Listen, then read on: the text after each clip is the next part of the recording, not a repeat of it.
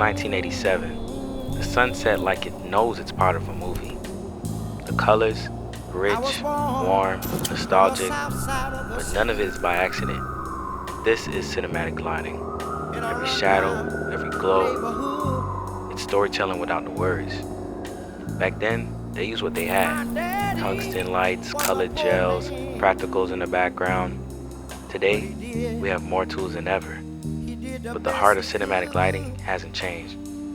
In this video, I'm going to break down exactly how to shape light like a storyteller.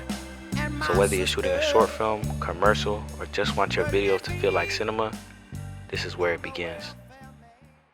Let's start off with a scary vintage movie scene. We're going to show you how to light it. The floor creaked again. Third time tonight. Mia held her breath, clutching the phone with trembling fingers. She was alone, or so she thought. The closet door slowly opened inch by inch, though no wind had blown.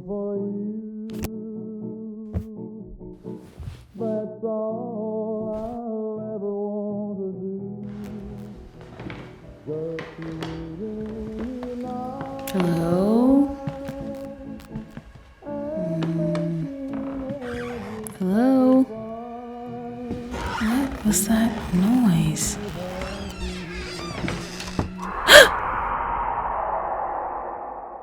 So let's break down quickly the tools. The key light is your main source. Like the sun in your setup, it defines the look, mood, and shape of your subject.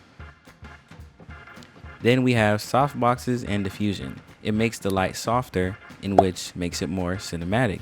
We use soft boxes, or we can use diffusion. It removes harsh shadows and gives you that professional look. Then we have grids that go typically in front of your softbox. Grids help keep the light focused, so you don't have it spilling or bouncing all over the room and flattening your image. Then we have negative fill. This creates more drama. You use negative fill, and this is anything black that soaks up light, giving your shadows more depth. Then we have color temperature. Similar to your camera's color temperature, lighting has color. Warm lights feel cozy, cool lights feel clean or tense. Cinematic light plays with both. Usually, you can adjust the light from 3200 Kelvin to 5600 Kelvin, with 32 being the warmer and 56 being the colder. So now let's go to step one. So step one is to assess the room. Where is everything? Where are the light sources coming from? And you can also rearrange the room. So as you can see, we have the ceiling light here, and everything in this place looks kind of flat, mixed, and not really cinematic. So then we go to step two, which is to kill the lights. Turn everything off. Can you record with some intention though? Because control is a key to cinematic lighting. Today, we're lighting this kind of vintage scene. We're gonna be using the Godox NOLED F200 Bi. So I actually had this idea to have a little sunlight hitting just to simulate it was kind of sunset or kind of winding down, but it actually did not go as planned. I'm still gonna keep this in there just so you can hear me explain some things. So as you can see, we're using this to fake that the lamp is lighting her. So if we go ahead and turn this off, that's how much the light is lighting her. So if you look at the camera now, you can see it's alright, but we're dealing with cameras right now. So once we turn this back on, as you can see, bada bing. But we're gonna make it more directional. So let's go ahead and add some of this. But in the end, this did not work as I wanted to. So that's when we shifted everything to this frame, and simply just to motivate the light and have her face illuminated. That was one of the two things that we wanted.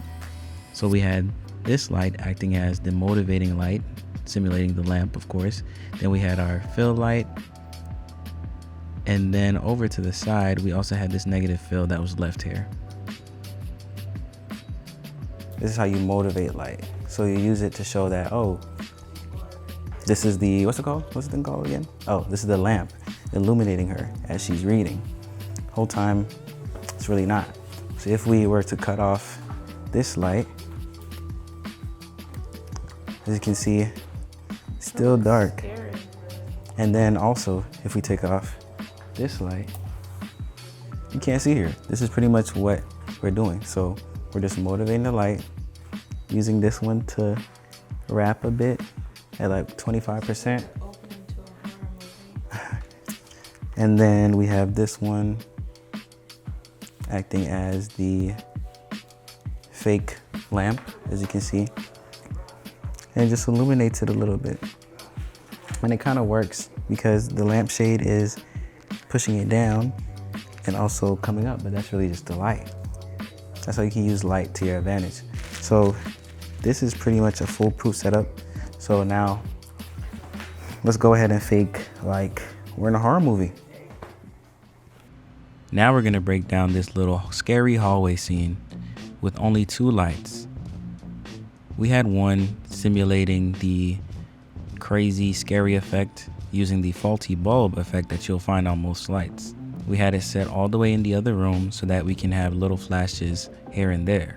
Then we used the 120D for Moonlight. So we're using this as a sort of fake moonlight.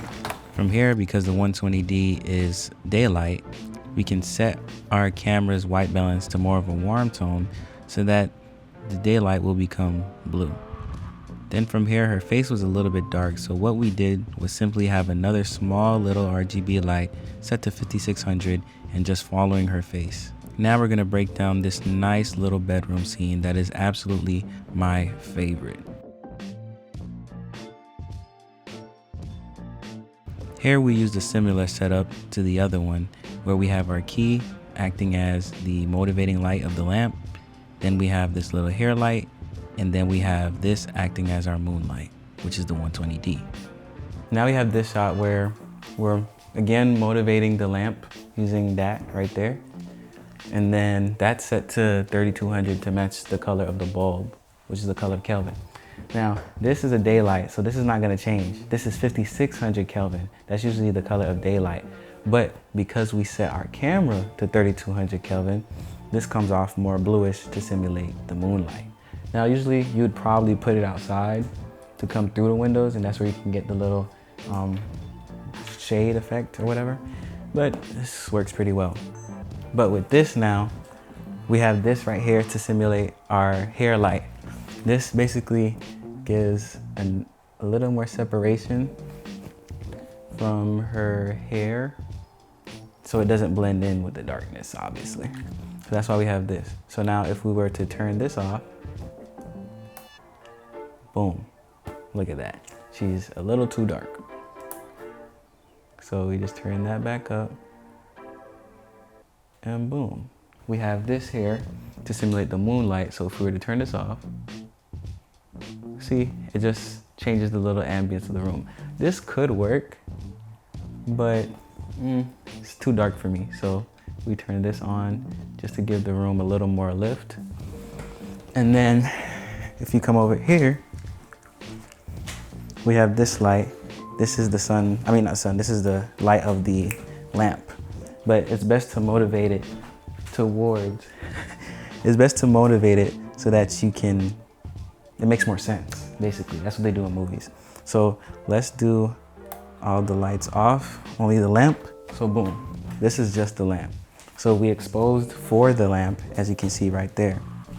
And then now if we add our moonlight in it, small lift, not really crazy, but it's just a small lift to the overall ambience of the room. We can actually make this a tad bit lighter, maybe like right there. So we have that. Then we're gonna have our hair light right there, just to add a little bit more separation. And then finally, we have our fake, what light is this? Oh, lamp, our fake lamp. And boom. And that's basically it. And there it all ties in together and creates this beautifully stunning image. I probably would have just added a little bit more diffusion so that you couldn't really see that gloss in her eye, but you know. Now for this 80s sunset scene, it was really fun to do. From here, I used my LED mat again, but this time with a softbox diffusion and then another separate diffusion, so it can create this soft effect simulating the sun. And then we had it at an angle. Then simply after that, I had these curtains up and I had another layer of diffusion and then just a curtain. And as you can see, this little gold thing here is just so that I can reflect a nice little golden light onto my back side here.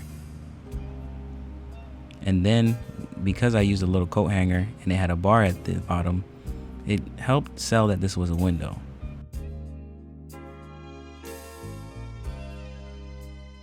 And as you can see, the 120D is bouncing into that, and then it's giving me that little glow. Then I had this small light bouncing off of this board so that it can just illuminate my face a little bit more. I didn't want a total silhouette, but I wanted it to seem like all my lights were off and it's at sunset.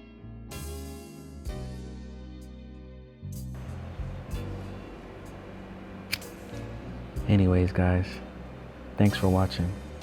Like, comment, and subscribe. Remember, don't buy that camera. Get lighting. This is not even lighting me. Everything in movies is fake. Everything we do is fake. Boo. Ah.